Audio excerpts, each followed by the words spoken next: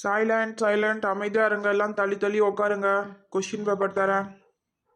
இன்னைக்கு ஒரு கொஸ்டின் விடாம எல்லா கொஸ்டினுக்கும் ஆன்சர் எழுதிடணும்.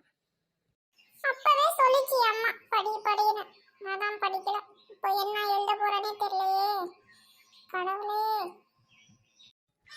ஈஸியா வரணும் கொஸ்டின் பேப்பர்.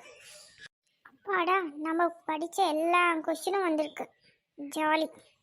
ஆத்தி, ஒரு கொஸ்டின் கூட தெரியாது எனக்கு. எப்படி எழுத போறேனே தெரியலையே.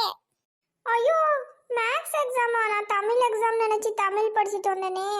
இப்போ என்ன பண்றதுன்னே தெரியலையே. பக்கத்து இருக்கிறவனை பார்த்து எழுத வேண்டியதோ. நமக்கு தான் இருக்கு பாட்டு. ஏதாவது ஒரு பாட்டு எழுதி வைக்க வேண்டியதுதான். டைம் ஆயிடுச்சு, எல்லாம் வாங்க, பேப்பரை கொடுங்க. எக்ஸ்கியூஸ் மீ சார், எக்ஸாம் இங்கே தானே சார் நடக்குது?